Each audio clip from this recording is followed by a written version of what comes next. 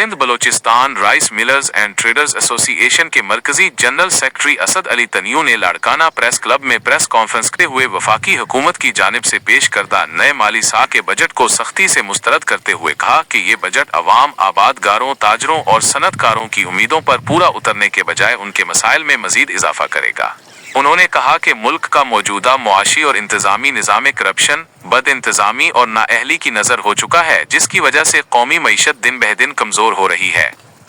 हुकूमत की जानिब से पेश करदा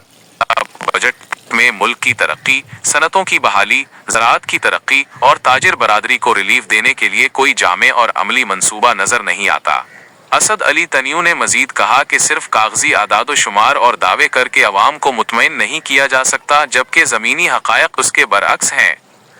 महंगाई, बेरोजगारी और कारोबारी बहरान की वजह से अवाम सख्त परेशान है, लेकिन बजट में उन मसाइल के हल के लिए कोई भी मुअस्सिर इक़दामात शामिल नहीं है।